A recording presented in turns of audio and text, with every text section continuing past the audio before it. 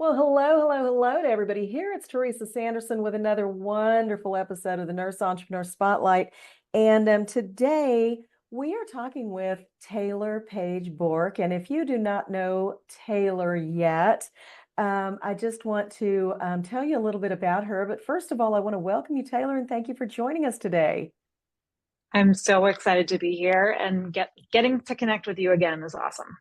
Oh my gosh, I agree. I agree. I think we could talk all day. I think so. I love it. I love it. So, Taylor actually has an organization called Taylor Paige Coaching, and she does coaching, consulting, and provides mentorship. She is the passionate founder of Rise and Restore. I love that name. And with a deep-rooted commitment to nurturing and empowering new as well as seasoned nurses, she has dedicated herself to creating a supportive community where aspiring healthcare professionals can thrive. As a seasoned healthcare professional with 10 years of experience as a nurse, leader, and mentor, Taylor not only understands the challenges and triumphs of the nursing journey firsthand, but she has a mission to equip nurses with not only the essential clinical skills they need, but also with resilience, values, and support they need to excel in their careers. Oh my gosh. Thank you again for joining us today. Yeah, I'm so happy to be here and share my message, and I appreciate the opportunity. Absolutely. Absolutely. So, usually, my audience, wants to know a little more about you. They want to do a deep dive with you, Taylor. They want to know, how did you get started in nursing? What was your career like? What kind of Mm. things have you done in the nursing world before you stepped into entrepreneurship? Can you tell us a little about that? Yeah, absolutely. So I like to share that my story into nursing was a second career. Prior to that, I was a hairdresser. I was a licensed cosmetologist, and I did own a business back then, which was really awesome and really fun. And one of the unique things about that is I was so scared to go on a job interview that I decided to open up my own business. So that kind of gives you a little insight onto how crazy I am. And I'm just going to go do this thing. And I go after it and I get it. I love that. Um, I love that. However, there was this one deep rooted or fear that I had, and it was, could I go to college? Am I the college type? Could I hack it? And for a long time, I didn't believe that I could. Hmm. And I finally got to this place in I think I was 30, and I said, okay, like I want to have my degree by the time I'm 35, and I want to be a nurse. And what inspired that change was I had lost a dear friend to cancer. And it was somebody that I had just met through her illness. Hmm. And we became very connected, very close. And then she passed, and she was very young, in her 30s as well. And I just said, okay, well, she's not going to get to live her life. And what am I so afraid of? And so I decided I'm going to do this thing. And I applied to nursing school. I got in, and it took me 5 years. There was many ups and downs. I have Sure. 5 kids today, but I had my fourth child in the process of earning my degree. Oh my gosh. And yeah, it was a lot. And I look Yeah. back and I just think, how did we all make it? My kids Yeah. sacrificed, my husband sacrificed. So that was kind of the story on how I finally got into nursing. And once I got there, I just absolutely loved it. I didn't know what I was getting into. I think that's one thing I like to share with all new nurses as an educator. I always tell them, like, you don't know what you're getting into, and that's okay. Yeah. But what I'm trying to teach you is the tools you're going to need for the things you don't even know you're going to deal with yet. Mhm. And that's kind of how I approach it, because they really don't know what they're getting into. And I knew that firsthand. Um, so getting into nursing, I quickly got into leadership. It was very intuitive. And I think that was my entrepreneurship kind of coming out and not really realizing that that was my true calling. Love it. And so I got into leadership and was very much filled with hope, um, that I could change the culture in healthcare. Wow. And yeah, the guy was like filled with hope. Like, I can do this. This is why I'm going to be a leader. And Mhm. we built a fabulous team together. I had a great experience, but I didn't really have many boundaries. And I really kind of blamed the organization Mhm. for a long time until I realized, wait a minute, I'm an adult and I'm a leader and I need to set boundaries. And I decided to leave that job. And I kind of floundered a little bit, not knowing what my true calling was anymore. I lost all of that hope that I could Wow. create change in healthcare and thought, well, you can't. You can't. Maybe I should get into policy, I thought. And I was like, well, policy is kind of corrupt too. I think I am still going to get into policy, actually. I'm making my way there now. Oh man. However, but it's because I've gotten that hope back. I have the vision now. I have the hope again. And I'm just going about it in a different way. And that's what led me to entrepreneurship, was Uh, that I didn't feel I could have this impact in the system. I felt mm, like I needed to be outside the system, and work with those in healthcare. So my initial uh, target market, if you was nurses, all of nurses, okay. seasoned, new. Mhm. And the longer I started working with nurses, the more I realized that this is it's not always the nurse that needs to change and build her resilience or his resilience. Mhm. Sometimes it's the way the leaders are leading. Mm. And if we are not leading with vision, we are not creating hope. Yeah. And I think after meeting and interviewing so many nurses for my own podcast, I've realized that nurses don't have hope. Mhm. There's no hope for change. And I think that's their resistance to continuing to improve themselves, is Mhm. because they're doing that and nobody else seems to be doing it. Wow. And so now I'm wanting to really work with leaders, CEOs, even just I want to really work with the culture and organizations, and I can do that as an entrepreneur, and Mhm. that is really rewarding. I love that. I love that. And I think you're so right that nurses are losing hope and many have lost it and they're so tired of lip service. They're so tired of people saying telling us how much they appreciate them or telling them how much they appreciate them and then taking no action Yeah. on it. Nothing changes, so it just gets old. If this is what appreciation looks like, maybe I'd prefer to be unappreciated. Right? Because Yeah. if we can't Yeah. really recognize it, if we can't sense it, then it's challenging. So I love Mm. what you're doing. So you went in, it seems like it was kind of a natural progression of your career to just step into entrepreneurship because of what you felt as a leader, because of how you were driven to Mm. lead. But I think also just so insightful and even very profound that you knew you couldn't make that impact within the system as it is today. Yeah, not to the degree that I wanted to. I felt like I created a vision for the team, that we created a vision together. Like I felt a deep connection with them, and I have this uh, picture that they made for me on like Boss's Day, and they all signed it. And I was working the night shift as a Wow. nurse leader after working day, then going home and sleeping, and then coming back and working all night long. And they presented me with this beautiful plaque and flowers, and it was just like I felt that impact at a micro level, Hmm. but that's never been who I am. I like macro. Like I want to see Yeah. macro change. I can't just stop here. And I think I just reached my ceiling with the impact I could create. And yeah, Right. entrepreneurship is going to help me bridge to that next level. Wow. I love that. So how do you serve your clients today? You talked about preparing not only novice nurses, but also seasoned nurses and working with different levels and experience levels and that kind of thing. So what are you doing today with the clients you serve? Yeah, so I do have a one-on-one coaching space, and that's more for my nurses who are severely burnt out. Like that's one-on-one. They really just need some connection. And usually those can last anywhere between 12 weeks and like 6 months. 3 months to 6 months is generally, we usually get into something else and our coaching relationship would continue after we get through some of that burnout stuff, because we go into values. And if you have a high connection with your values, then you will be able to make decisions that benefit you and your your organization. And so I really believe that getting into values, it creates this whole other space where you're helping people one on one.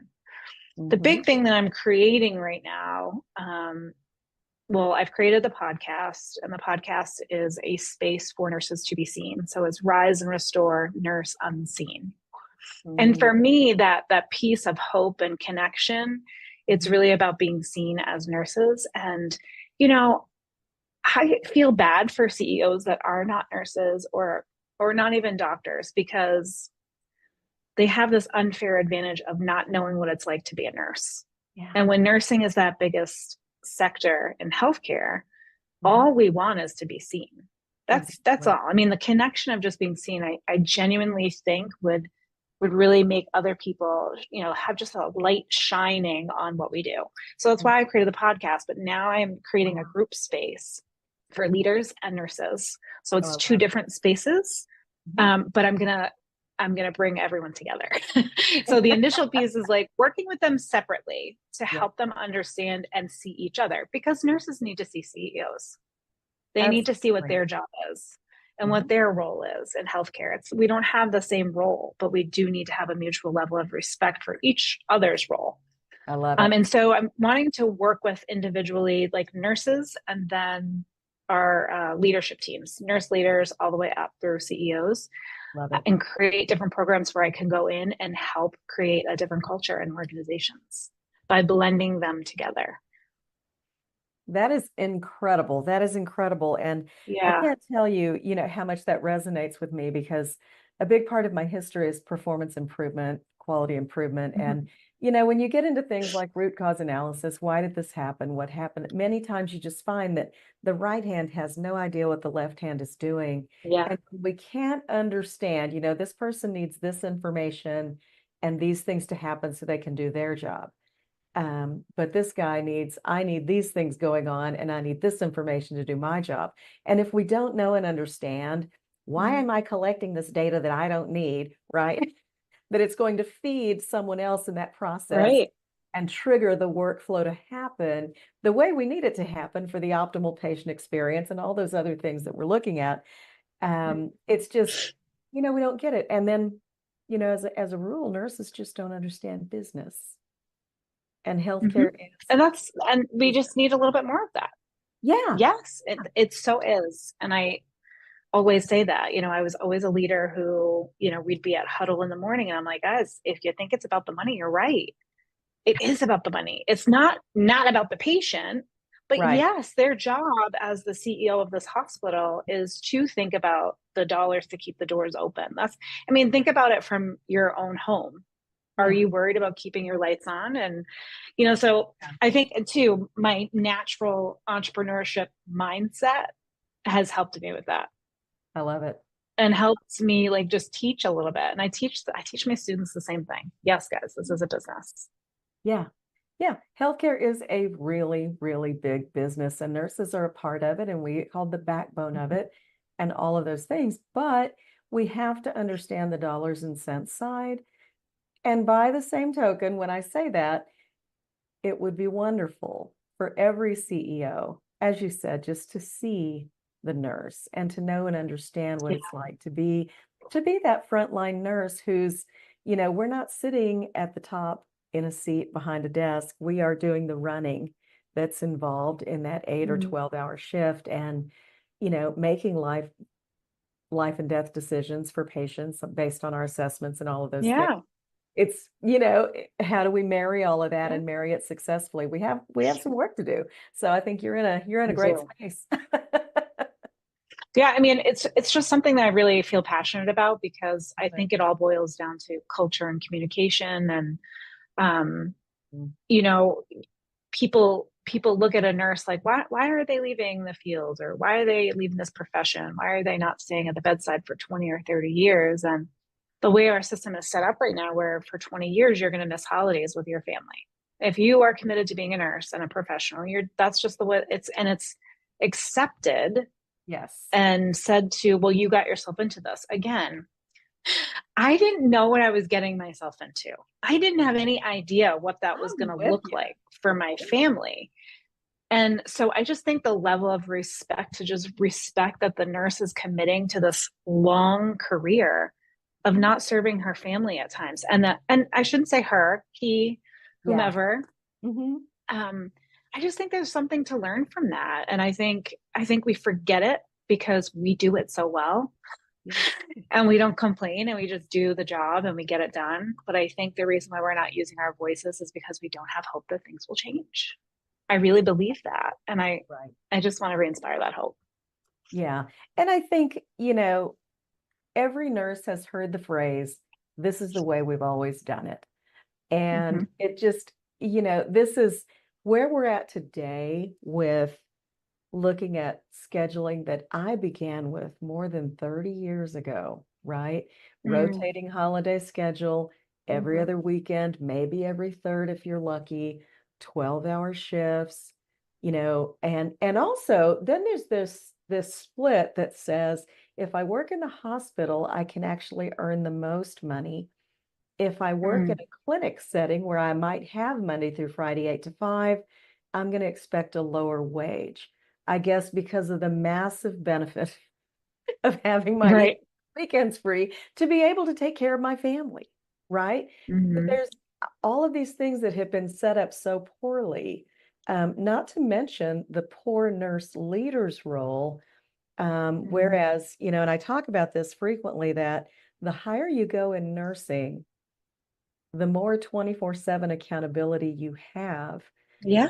There are no long lunches. There is no golf on Friday. I mean, those things don't happen. As you Yes. said, there you were working the night shift as a nurse leader. And that's what happens. And that's why our leaders cannot lead. They're set up for failure the Mm-hmm. way our leadership roles currently stand. Yeah.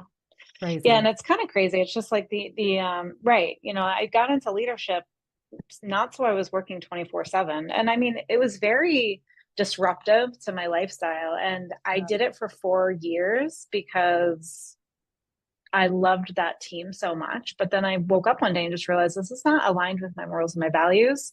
I don't have any hope anymore. And now I cannot lead this team. And I knew it was time for me to move on. Wow. Um, and I feel bad, because you're conditioned, I think, as a leader to not make it about yourself Hmm. and not talk about that you're burnt out as a mid-level manager. Yeah, You're conditioned that that's not okay, and there was a lot of guilt and shame wrapped up in that for me for a oh, while. sure. And Oh, now I'm like, no, I'm a human. I'm just like everybody else. And yeah, yeah, I was burnt out. yeah, And yeah, I think I deserved a little bit more respect and and just value there. So, yeah. and I say it with love and compassion. I don't say it with Mhm. animosity. It was partially me too. Yeah, I hear you, and I understand where you're coming from on that, and I really believe, as I think when we talked the first time, I shared with you that I'd experienced, burnout to the level of major depression and couldn't work for three Mm-hmm. years, and I was at a loss for my identity outside of nursing, is what I found during that time because I seriously thought, maybe I can't ever go back and work as a nurse again. I don't know if I'll ever do it because my brain didn't work the same. And I had a lot of anxiety and I just thought, I can't, if I can't make decisions when I feel stressed, that's not going to work in patient care, right? That's just not going to work. Yeah. Mm-hmm. But as I thought about who am I outside of nursing, that was really scary. And so I had Mm-hmm. to get to know myself all over again because I had been so wrapped up in just the work of nursing, for 20 years. And it's interesting what can happen. But I think what I learned in that is something that you alluded to is that I was so out of alignment with my values. That's why I went down the road of burnout.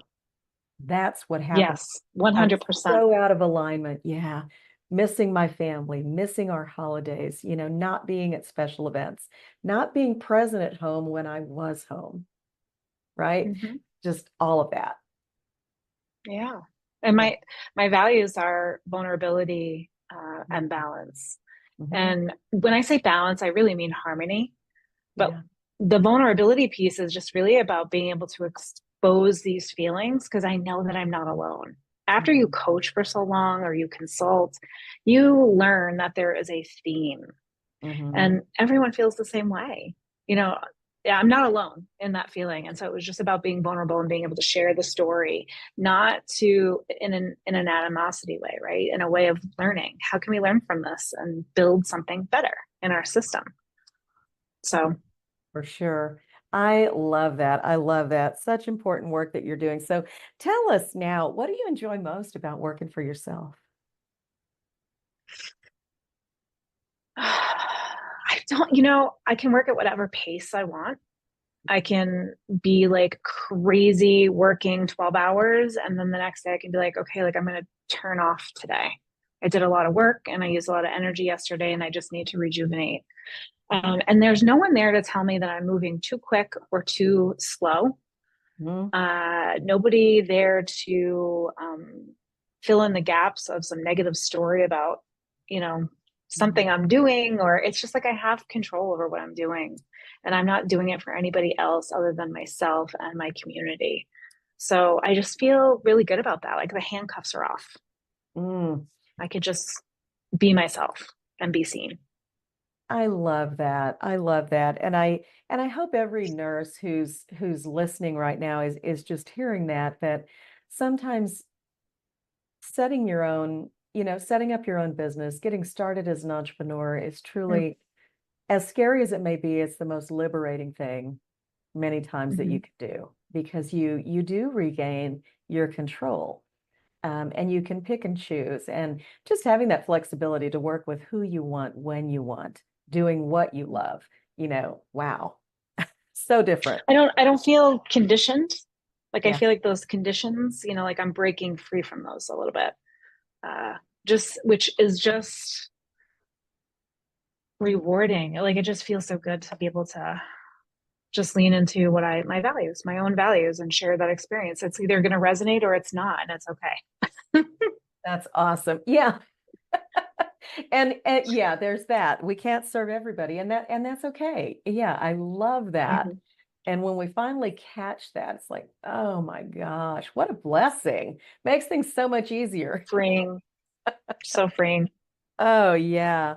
Well, moving on, I want to ask you, Taylor, you and I both know there are any number of nurses working at the bedside today who are thinking, I wish I had more. I wish, I could be more available for my family. I wish I had more flexibility. I wish I had different opportunities. I wish I could do something that I really love to do. And so they teeter-totter on starting a business and maybe are not sure that they can. What is the one piece of advice you would want to share with those nurses? Mm-hmm. I think it goes back to values. Truly, I would challenge them to do some value work and really just start seeing what aspects of their life are in alignment with their values. I think once I did that, that's when I knew that entrepreneurship was for me for sure. In order for me to be vulnerable and create the balance and the harmony I needed, I really needed to rely on myself. And so I think that's really important because you might not be an entrepreneur. You might be teetering, and it could be once you figure out what your values are, it Yeah, really could be that you're just not in the right environment. It doesn't I mean love that it. you are an entrepreneur. It just means that this environment is not in alignment with you. And guess what? That's okay. It might be in alignment for others, but what's in Yeah, alignment for others does not mean it has to be in alignment for you. And there's no shame in that. So I think it really boils down to values, I really love doing the value work. And that's true because when you live an aligned life, when you know and understand what you value, that's where the peace is. You're not Mm-hmm. you're not fighting what you're doing every day. Everything is very intentional, and it becomes a beautiful life, regardless of whether you're working for someone else or working on your own. Love that. Yeah. Yeah. Oh my gosh. Well, I want to thank you for joining us, Taylor. And before we finish up today, I want to give you an opportunity to just share with our audience, any services that you offer, how they can connect with you, anything that you have going on that you would want them to know about. The floor is yours for the next few minutes. Take it away. Awesome. Well, thank you so much. I just want to thank you again for being on today. It was really great. I always love having these conversations. They're so enriching and rewarding, and it's a blessing. So thank you. I think, the big thing that, as far as services go, I have the podcast. I would love to connect with nurses and have them share their story. There's no fee in that. It's really just a way to elevate our voice because I think that that's so important and one of my goals. And then as far as like the one-on-one coaching, I have limited availability right now just with the amount of clients that I have. But I do have space and I can always put people on a wait list. The one-on-one coaching, I have different packages based on different needs. And so we kind of do like a free session where we figure out like what's going on here, what do we need? And then we talk about what the options are. Because some people, like I said, will just go right into like that community space where we create like-minded individuals who feel they can be their authentic selves in the group and that we remove and break down all the shame. So there's a group space, there's individual opportunities here and there. They can get in touch with me at tpb@taylorpaigecoaching.com. That's my email address. I have a website. I'm on all social media platforms, Rise and Restore. I have a free group space on Facebook. I have a free group space on LinkedIn that I'm just now opening. But I think the one message outside of services is for CEOs to get to know their nurses, get out there on the floor and round, and just get to know them, like know what they're doing. When you hear a code blue, go to the code blue, go to the code blue and see the people doing the work. That's my challenge.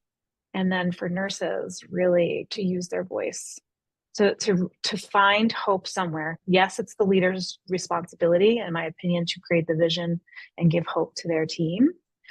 But I believe that we need to find it right now because we are that big sector in healthcare. And if we can find a way to get hopeful and band together, I think that will only inspire our leaders to join us. So I think that's my big message.